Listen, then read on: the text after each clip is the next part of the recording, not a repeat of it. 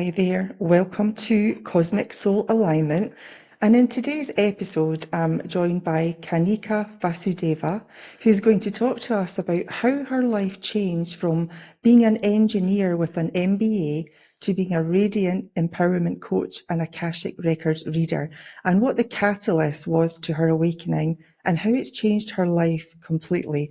So welcome to the show, Kanika. Thank you so much, Dawn. I'm so happy to be here. It's nice to have you, and I'm looking forward to this conversation. So, can we begin then with the moment that everything changed for you? Can you tell us about the experience that kicked off your awakening? Yeah, I think a lot of people who go through an experience like this will tell you that there was a very distinct before and after. For me, life was just very sad, really. I was in my mid 30s. On paper, I was doing really well. As in, I was married, I had a kid, I was pregnant with another child. We were doing well.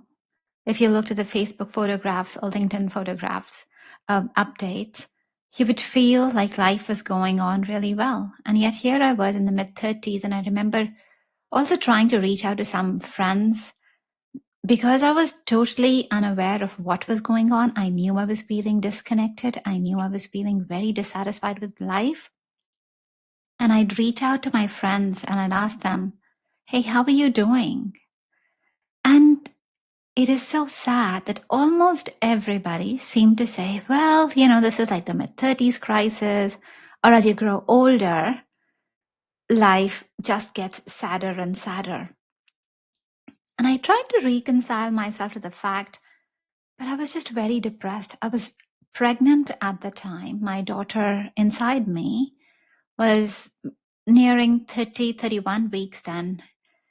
And the pregnancy was going well, but I would wake up crying. And I didn't even know why. Like it wouldn't, yes, my marriage wasn't going well, but sometimes it wouldn't even be that it wouldn't be that we'd had an argument or something. I was just so fed up of life. I tried my hand at some things. I tried stilling my mind for a few minutes. And as hard as it was, because for my racing mind, that was very hard. I was used to doing things one after the other. So just to quieten my mind and sit still, that was hard. But the thing was that even if I did quieten my mind for 2 minutes, it didn't shift the world around me. And then amidst all that mess, one day I woke up and I realized that my baby wasn't moving anymore. So I went to the doctors and I heard what no parent wants to hear. I heard that there was no heartbeat. And after that, the whole days or even hours, they're surreal and etched in my memory. Like I can really, I can remember what happened and how things happened. But at the bigger picture level, what was really happening was that whatever was wrong in my life previously, I was able to run away from that. Whereas this time, I wasn't able to run away. The delivery is a very physical experience because she's a grown-up baby. She was 31 weeks, so I had to deliver her. I saw her, I held her. When I came back home, there were reminders of her arrival. We had a bassinet, we had her clothes, we had the nursery prepared, and she wasn't to come. And so this was a time where I think life created for me a situation where I just could not run away from myself. And in hindsight, it is such a blessing. It wasn't feeling like a blessing at the time. But what happened with that whole process, because I couldn't run away, I was now trying to seek answers. Also, as a mom, I really wanted to understand what happened, if my daughter was okay. I wanted to say sorry to her. I was feeling so guilty. I wanted to ensure she was okay, and I really wanted to chat with her because I'd not been able to hold her. I'd not been able to speak with her. I'd not been able to say, I love you. And I just really wanted to do that. So I started asking the universe that, please help me. I need to connect with my daughter. And it was also this moment of surrender, because everything in my life possibly that could go wrong had gone wrong. And I realized now that sometimes, especially I was a project manager, an MBA background, I was so used to doing things on my own. I needed this totally surrendering moment when you put everything down and you go, okay, I'm done. And, just help me. And so in that moment, grace arrived, and I found a spiritual teacher. That's also a miracle by itself, how all of that happened. And he told me he could help me connect with my daughter, because I really wanted to connect with her myself, not through someone else, but I wanted to have that experience myself. And when I did, and I asked her, well, I'm so sorry. I did something wrong, but I'm so sorry. And she goes, well, you did nothing wrong. And I'm like, what do you mean? And she says, well, there was a soul contract. I was supposed to guide you. You had asked me that if you were wasting your life, that I should come and wake you up. So yes, in this lifetime, she was acting like my daughter, but she was really just doing the soul agreement, and such a blessing, because all the time she did try and tell me nicely, she did try and tell me, hey, you're not happy, like do something about it. All those knocks that I heard and I ignored. And then there was something that she had to do just loud enough so I would hear. So I was not doing anything wrong. And I was loved and I was okay as I was. And so I share this story also to tell people that we might feel we are wrong in some way, something we have lost, but Spirit, God, universe, source is never thinking of us like that. They're always with us. You just need to ask for support.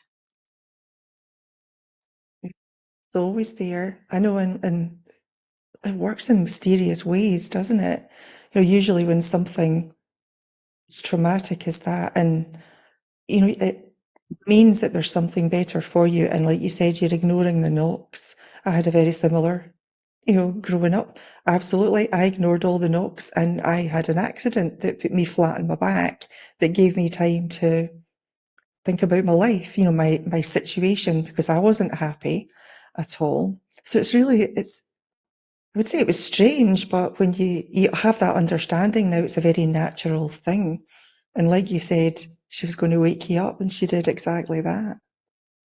Yeah, and thanks for sharing your story as well. Because sometimes we're so busy running our lives, Yeah. we think that there's this loop that we have to run through. And so life has to stop us down.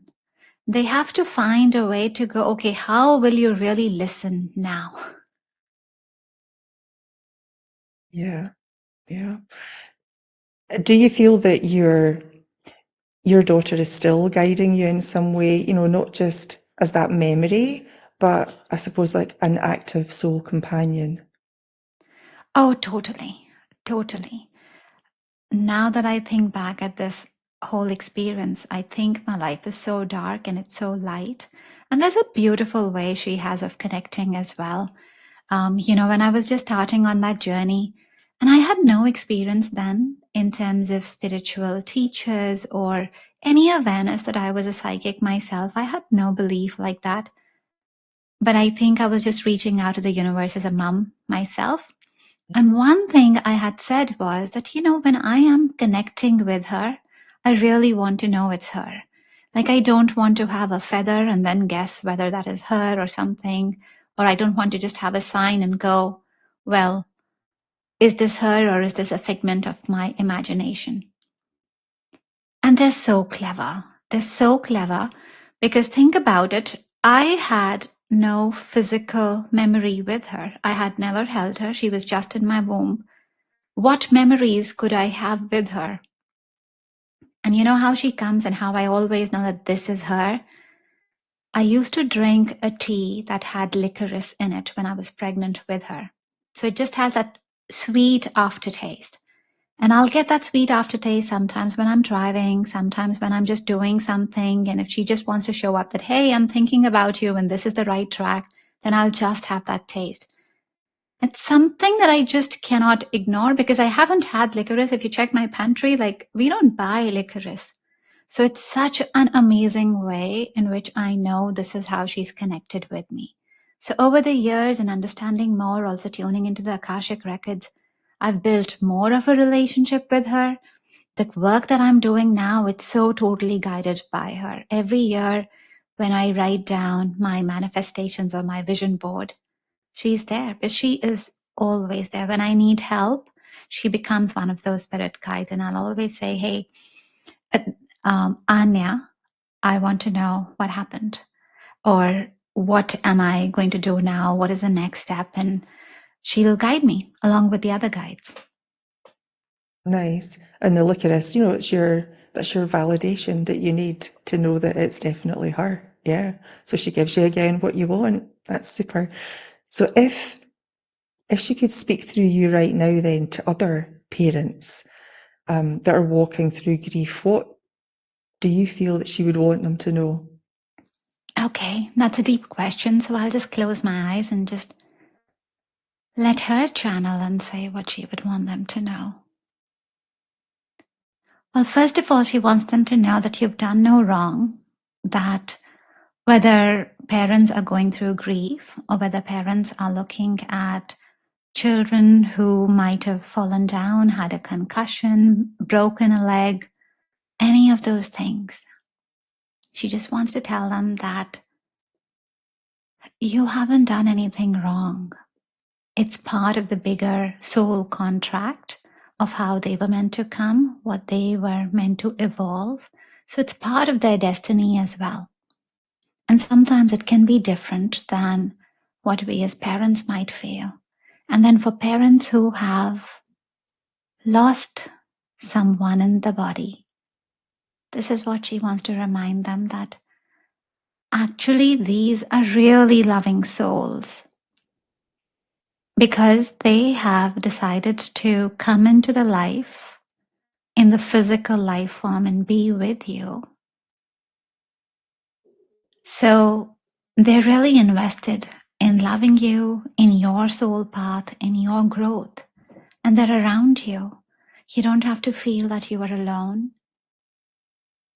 You can reach out, you can ask for them to connect with you.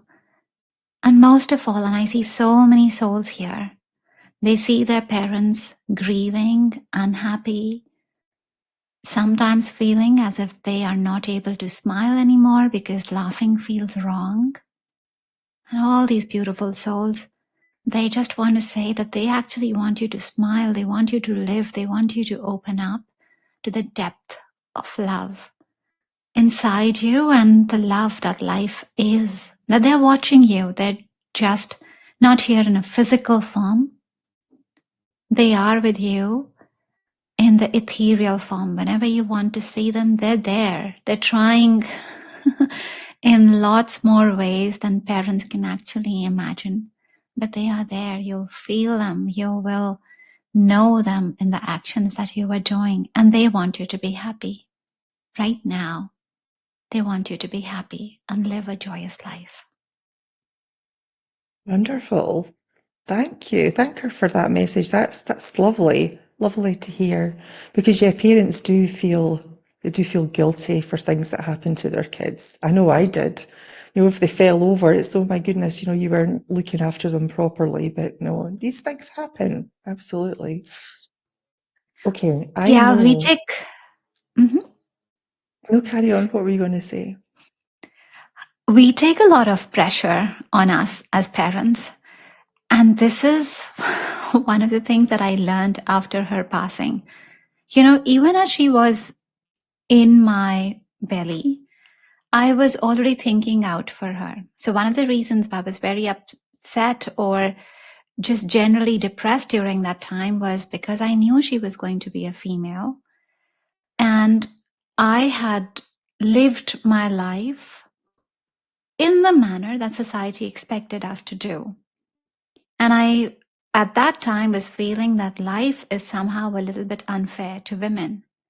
And I was already contemplating life about her. I was already contemplating that life is not going to be good for her and how will I help her?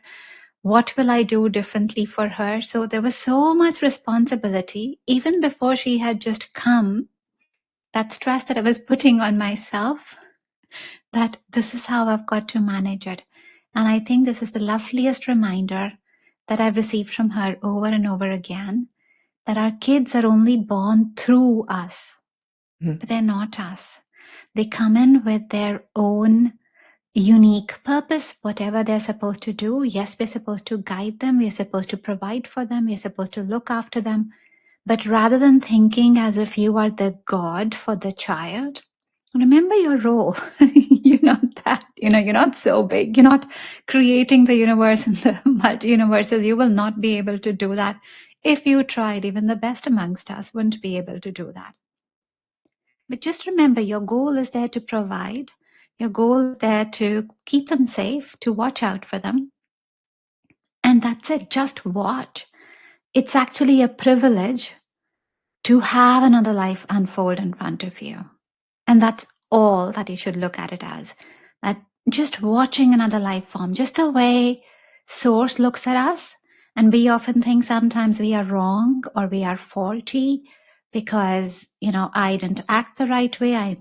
I was running late, or I goofed up again. I messed up the relationship again. Source is never looking at us like that. Source always just sees it as a path of evolution and learning and life itself. They're not judging us. Over and over, all the spiritual leaders will tell you that we're not being judged. We do the judging. But if we could just try and be in a similar fashion with our kids, we watch them, we see what is there, we tell them that, hey, this is what I might think. But how do you know? How do I know that the decision that I make for my child is going to be in their best interest? Because have I made all the right decisions for me? That's a good question. Probably the decisions that you would make for yourself would be totally different now than they were 10, 15 years ago, because you have a deeper understanding of life and how things work. Yeah, and yes. But because of that, sometimes I feel that, oh, maybe now, and this is my ego self speaking, it goes, oh, maybe now I know better for my child. But your child has different circumstances. Your child has a different soul purpose. Maybe you want them to go dancing, or you want them to take a certain subject, not be with another friend because you dislike that friend. But it is totally possible that your child is supposed to learn from that journey. So instead of evaluating, instead of judging your child, why don't we allow that place where they go and they do their thing? And yes, as the observer, you also get to say, hey, this is what I think about your friend. This is what I think about this course of action that you're going to do. But how about we just let them be and just observe, be there to support, be there to guide, and not have the pressure on them. Because wouldn't it be amazing if we were all allowed to just live as ourselves, and instead of trying to control their early years and have them live by the book, because we're teaching them compliance, we're teaching them Yes. how to not be different. Instead, if we allowed, imagine, yes, they'll make mistakes, but they've got you to support. They've got you to say, hey, don't worry, let's get up, let's have an ice cream, let's talk about something else, or we'll come back to the feelings. But you're there to give them that love and support. Then imagine what healthy individuals you're raising over time. Because they grow up, they're not as afraid of failing. The number one thing that keeps all of us back is fear. Anything. The bottom line is fear. I won't do this because I'm so afraid of being seen. I won't do this because I am afraid that my friends will not like it, society will not like it, that I will make a fool of myself. We are afraid. If we just gave them permission to be Themselves. then how amazing would the world be? It'd be wonderful. So observe your child and guide, rather than direct that child or force the child to go in the direction that you think they should be going in, and guide them in the direction that they're naturally flowing to. And just observe them in the minute and be grateful for what it is that they're doing, that they're expressing themselves, which is it's their whole purpose for being here, isn't it? Self-expression. So yeah, observe, guide, and just have gratitude for what's there, what's in your life. That's wonderful. Yeah, and I always love to see kids in general. I think kids were always close to me. They're probably just closer to me now. I think of how accepting they are when they're born. The first time when they look at anyone, they're not really distrusting. They're not looking at your face and judging that, hey, do you have the right to be my mom right now? They accept. They go, okay, you're my mom, you're my dad. They're not really judging you. It's we do that. And then we teach them that. We bring the fear, we bring the comparison, we tell them that in some sense you are less than. And then they grow up, and all of us have had the same experience. We grow up in some sense and we feel not enough. Because we're But being what forced in if a there was, direction that's not natural for us. We're forced to live by other people's rules. yeah, and what if we all could just be how we were? And I especially talk this to all the parents who have kids with any disabilities or in some sense they're perceived as dyslexic. Because if the world did not have Steve Jobs, he was dyslexic, for example, if the world did not have them thinking that way, or Picasso's parents told him that, no, you need to really think about science and the laws or nature of science. Imagine how the world would be. We all needed to be different. We all need to not have a world only made of oranges. We need apples, berries, Yeah. plums, all the other things, and maybe non-fruits. If everything was the same and we all had to like the same thing, the world would be really boring. I know. I know. Very boring. And yet we compare and we go, okay, I'm an orange, you're an apple, I don't like you. Yes, we have And other things for comparison here. but also sometimes it's not even the apple who's saying that, hey, you are wrong because you're an orange. Sometimes we will feel where we start feeling not enough is we look at the apple, we go, okay, now I'm not the apple. I don't taste like the apple. So we do it to us. We compare and we feel, oh, we are lacking somewhere. But instead, if we brought that light back to ourselves and said, I'm an orange, even however you feel, maybe you feel like the orange is really big or small, or the shape is not good, or the taste is a little bit different than other oranges. That's okay. But just accept that you are the orange, because we wouldn't be here if this bigger force was not flowing through us. So energetically, we are made of our ancestral energy, like the DNA that's coming from our ancestors. And then every day, think about the food that you're eating and so on. But we all have energy converted flowing through us every single day. It's the air, it's the water that gives us that. So it's the wider life form where all our energy comes from. And for us to be getting that energy, we must be so worthy in some sense, because what is the use otherwise? Why will that energy flow through you, through me, if we were not divine in our own right? There's no mistake there. We are worthy. No, agreed. Let's talk a little bit about the Akashic records, because I know you read the Akashic records. So, firstly, from your perspective, can you explain the Akashic records? How would you describe it? I would describe the Akashic records as like this mystical library that contains the information about everything. And the pictures in your mind, they're going to be whatever you want them to be. Different people will describe the Akashic records as looking differently when they go into a place. Some people will have a really modern feel to it. Some people will have this old ancient library kind of feeling to it. And this is beautiful because all that imagination is a result of what we want it to be. But in general, however the imagery for you is, It is just containing information about anything and everything. As in, if I'm looking at your Akashic records, for example, I'd see what your current life is, what the patterns are, and how the patterns have linked to your past pieces, to your ancestral pieces, to your growing up years. If I maybe explain that a little bit here, because sometimes when we say patterns, it's explanatory, but not fully always. But think of Google or perhaps Facebook, and let's say you could go to their insights and you could just see what they were reading about you. Now, if you went to Google, it would say, all right, these are the most used search terms. These are the most used articles. These are the most visited websites.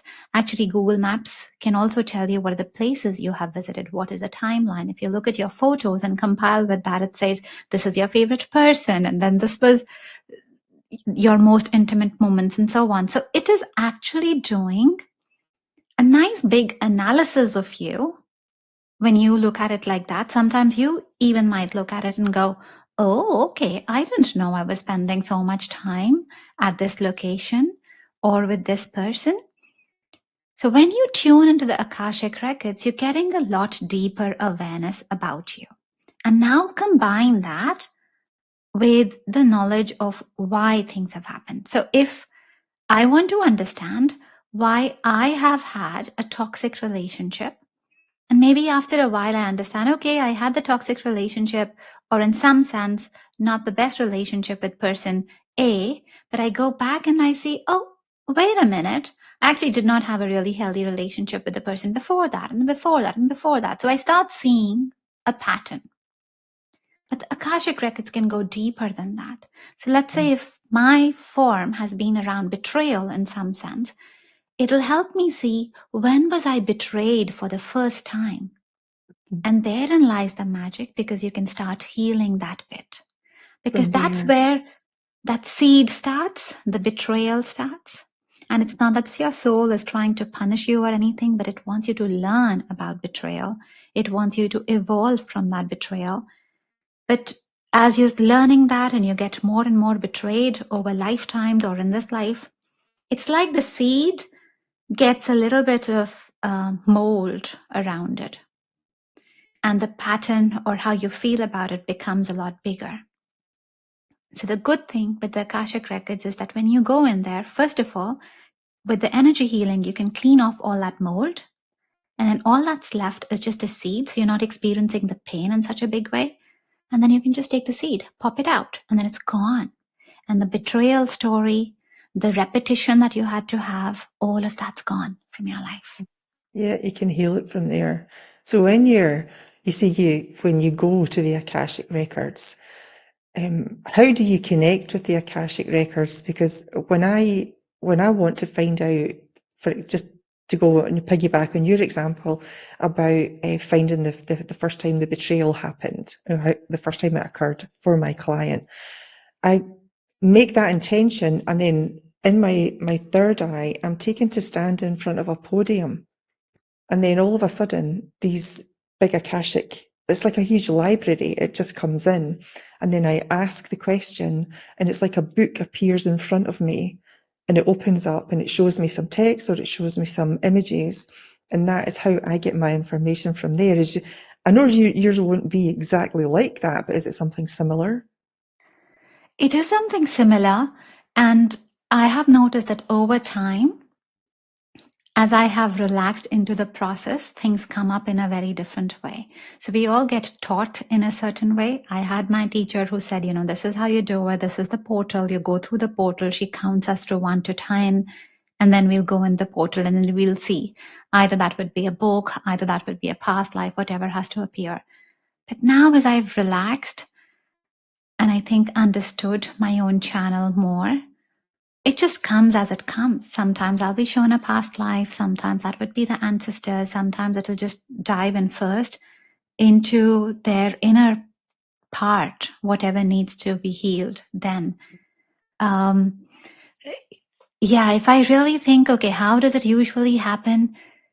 It's similar, I am tuning into my third eye, I'm closing, And it's very funny how the images appear. I might not see the full thing. Sometimes I might just get messages other way, but other times I'm just seeing the image and I start following a little trail in the image. I might follow a hand, I might follow where they are, and that just shows more and more.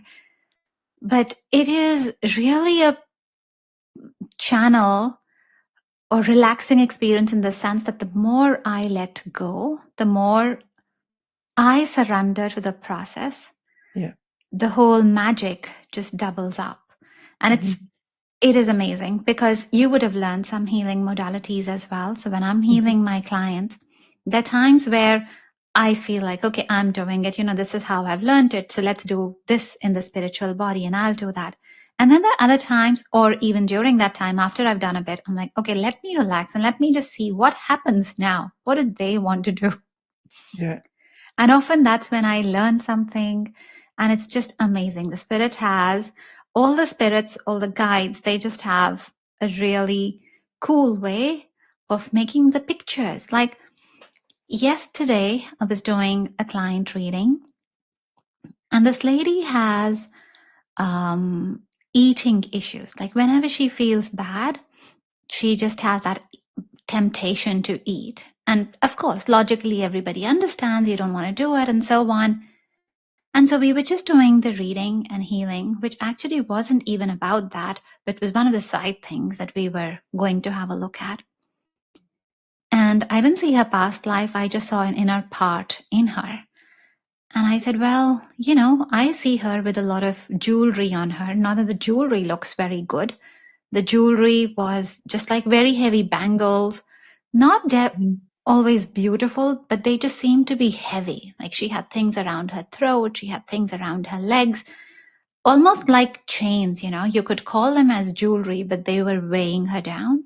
So we It's like started with shackles. that, and we started taking them out. And then I'm like, well, she just has more stuff, and there's stuff inside her body. And as we started taking that out, that's when I realized, oh, okay, it's the overeating. So when I surrender, it opens up in very beautiful ways. But we had just all kinds of stuff coming out from inside. Of course, etherically, it makes sense that we saw watering cans coming out. We just saw lots of old food coming out. We saw lots of antique store almost coming out. That was all the past life stuff that was in there. But the spirit will always speak in a way, in an imagery that makes sense to the channeler. I was a channeler then, and to her, because that made complete sense to her. It always somehow uses symbology, just how we will get it. It's so fascinating. And given that there is no linear time in the Akashic records, then do you believe that the records represent everything that has been and everything that will be? Yes. And I love that question, because everything will be is there, but what we choose still remains our right. I'm still the co-creator. I'm the co-creator, meaning the universe has got to play a role. My whole soul purpose has got to play a role in there, and I'm creating with them. But what I choose, what I do is with me. And that's why the concept of timelines. And we have the highest timeline, which is, of course, in your best interest and so on. But if you don't want to do it, well, there's so many other timelines as well. So the future is there. Which future you will pick is your choice. Yeah. So many different possibilities, right? Based on what it is that we want to choose. Yeah. Okay, now is a really good time. We're going to stop just for a quick break from our sponsors. So we'll be right back. Stay with us.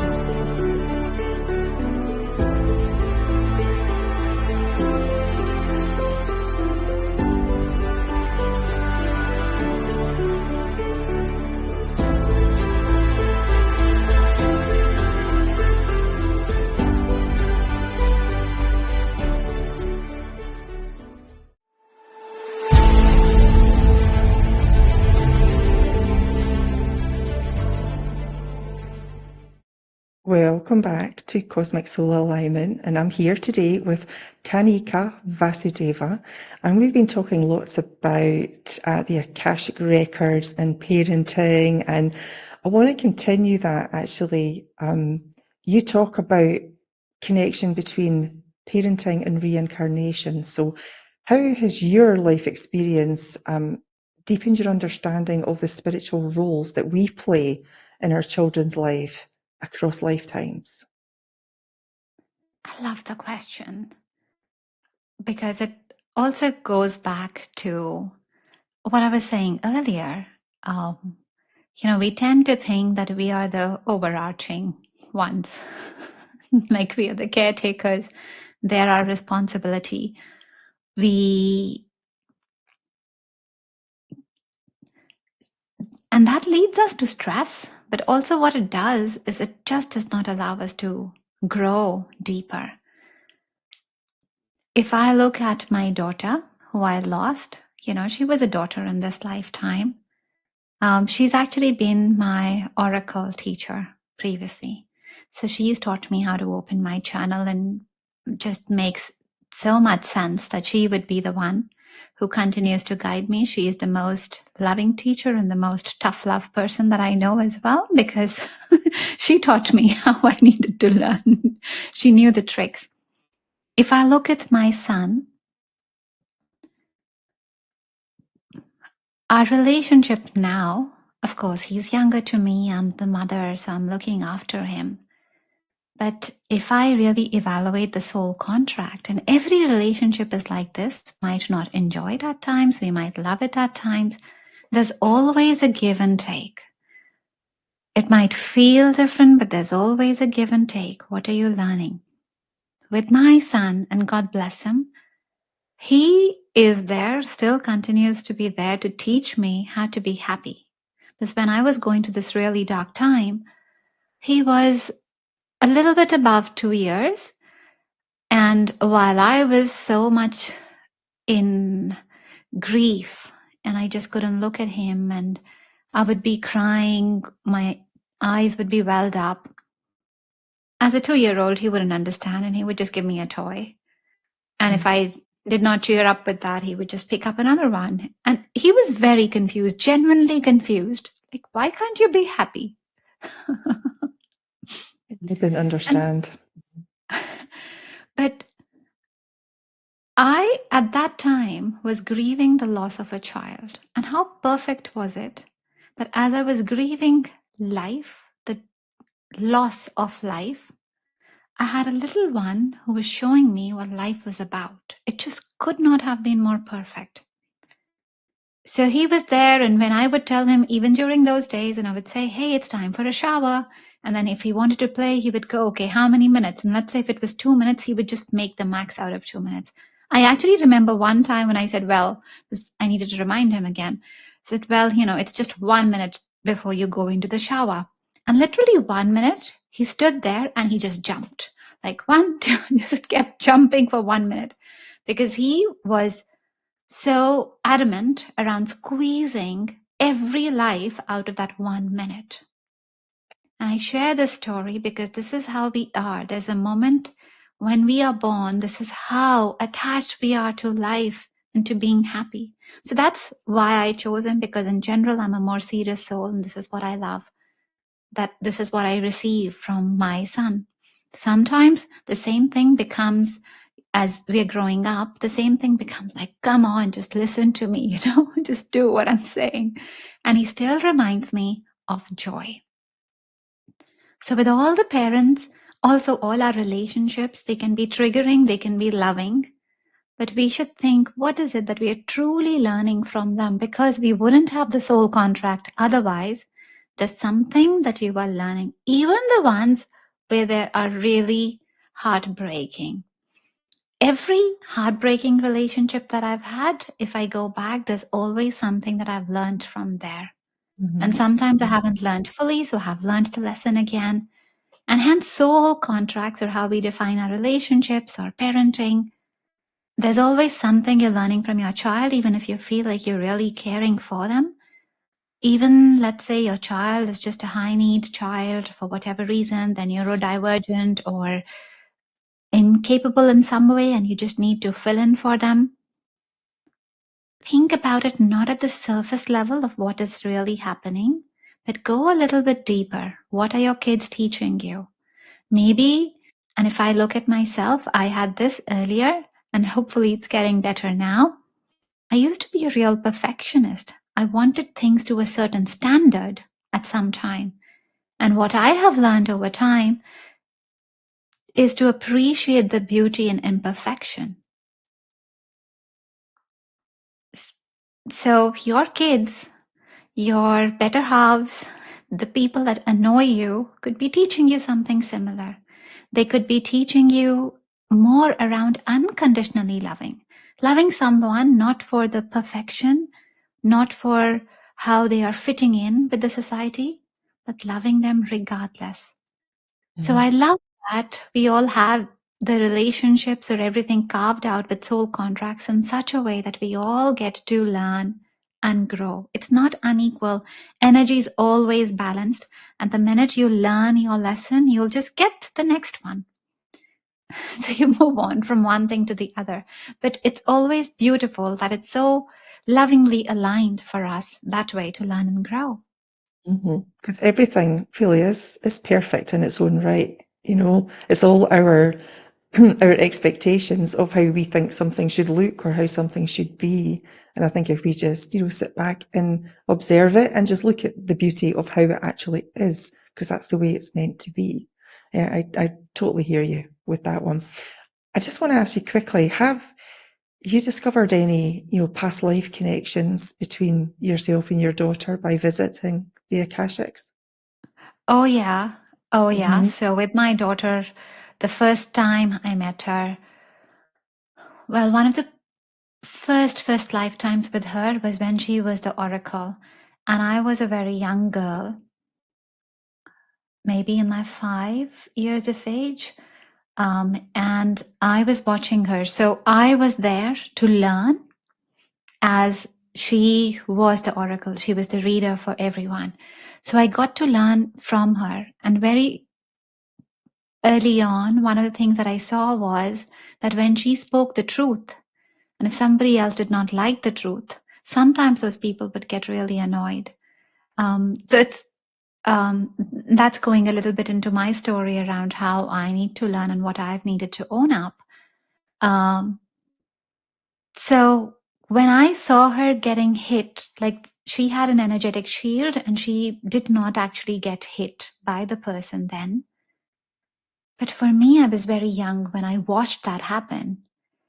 And already I was thinking, okay, maybe, sometimes it's just safer not to speak the truth. So I grew up, and then as the reins were handed over to me, and when I became the oracle, first of all, I had disaligned myself from the truth in some sense. So my channel wasn't as open. I feel that our channeling, our integrity has to be really high. There's a lot of things that we can do, and it falls upon us, as I'm learning more and more every day, that it falls upon us to say it with the truest authenticity and compassion, but bring it out in the word. But that time, what happened was that I saw that and I just got scared and I started not operating from that full truth always. Maybe I would tell them the truth that they wanted to hear, and I would keep away the truth that I would see. But I felt out of fear for my life that I should not say it. So that led to other lifetimes. And so now this has been the journey with her to come back and then learn more about being in the truth. It led to that whole cycle around people pleasing, where it became so much about letting others be okay that I forgot my own voice. It was around, okay, what do you want? Slowly when you start disconnecting from your truth and authenticity, you actually start losing whatever you are. Lose So yourself. I lost my way, and I had series of lifetimes where the betrayal happened again and again because I had to rise through that. I had to love myself through that. I had to come to my conclusion that I wanted to own my truth and authenticity despite everything. So now I'm glad to be in this space. And also there's like no death happening in this lifetime for speaking my truth. At least that's what I see today. But that's my commitment, that whatever everyone wants to hear, whatever is in their highest truth, whatever I'm shown is what I will do now. That's the integrity, that's the respect for the channel, for recognizing the light that flows through us, because you and I, we are people who are of service.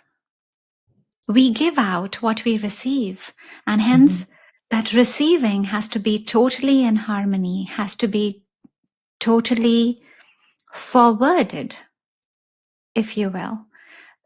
Because if we keep that, if we contain that, then we are disconnecting. So that's what I believe in more and more. And this is where she comes in. And it's also wonderful to have her as a teacher and as a guide now, because our current life is a sum total of the previous lives or experiences that we would have had.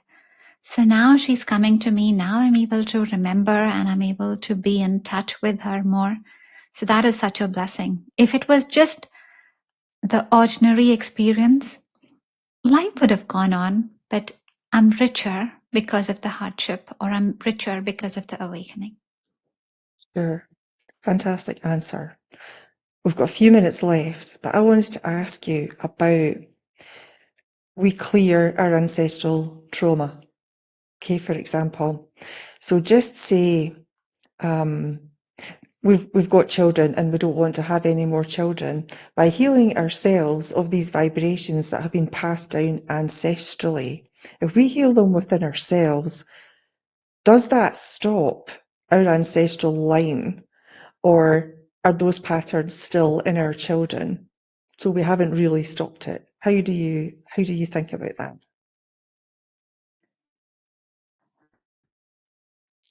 Is the trauma stopped? I'm thinking and I'm reflecting at myself. I'm reflecting at my clients because it's very good. How I do this is, whether it's for me or for a client, let's say whatever I want to stop. And this is a very good thing, you bring up about babies, because a lot of the times when our ancestors were growing up, having babies was a big deal. You had to keep life moving on. A lot of times children got killed. We might not feel that in the body today, but that is the programming that we've had. And often a lot of working women as well, especially when they're trying to rise up, do other things for themselves, they'll have a lot of the ancestors who are running in their DNA imprint who are telling them, well, you need to have a baby. And so it might manifest in your current life that you're just having a hard time working or rising, getting the next promotion, because somewhere the ancestors, they're just feeling you need to have babies. And how I've done that is the healing work that I always do. Mine is always like a team-based approach. It's always very collaborative. So I always just bring them to love and light. I always let them see what the next step is going to be, how life was different from them at the time when they were born and how it is now, how things don't have to be that way.